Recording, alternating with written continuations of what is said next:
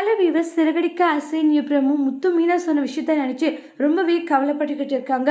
முத்துக்கிட்ட வந்து மீனா என்னதான் பேசினாலுமே ஆனால் எதுவுமே பேசுறது அவங்க பாட்டுக்கு இருப்பாங்க. எங்க என்னாச்சு?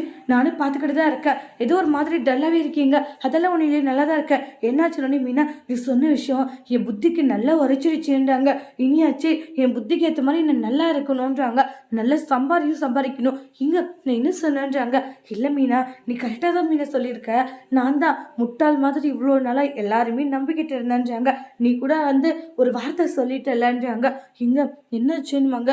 நீ அதிகமாக சம்பாரிச்சு உண்மையில் போடுற, ஆனால் நான் ஒரு ரூபா கூட சம்பாதிக்கலன்னு நீ சொல்லிட்ட மீனா, அது எனக்கு ரொம்ப கஷ்டமாயி போச்சு. இங்க நான் சாதாரணமாக தான் அதை சொன்னேன்றாங்க. சாதாரணமாக சொன்னியோ இல்லை எப்படி சொன்னியோ, ஆனால் அது மனசுலேருந்து வந்த வார்த்தை தானே. அதனால கண்டிப்பாக வந்து யாருமே கஷ்டப்படுத்தாது நான் சம்பாதிப்பேன். நீ இந்த அளவுக்கு சம்பாதிக்கிற, ஆனால் அந்த அளவுக்கு என்னால் சம்பாதிக்க முடியுமான்னு தெரியல. ஏதோ முடிஞ்ச அளவுக்கு என்னால் சம்பாதிக்க முடியுது, நான் சம்பாதிப்பேன்றாங்க. அப்போ நம்ம இந்த அளவுக்கு வந்து பேசுகிறோமே, அவன் மனசு கஷ்டப்படுத்திட்டு பயங்கரமாக ஃபீல் பண்ணிட்டு இருக்காங்க.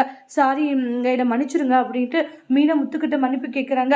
எதுக்குங்க மன்னிப்பு கேட்குறீங்க? கரெக்டாக தானே பேசியிருக்கேன் அப்படின்ற மாதிரி வந்து அந்த இடத்துல ஃபீல் பண்ணி முத்து சொல்லுவாங்க. இந்த இடத்துல மீனா ரொம்பவே கவலைப்பட்டு முத்துக்கிட்ட வந்து சாரி கேட்டுட்டு இருக்காங்க. அதோடு இந்த ப்ரமோவே முடிச்சிருக்காங்க. தேங்க்யூ.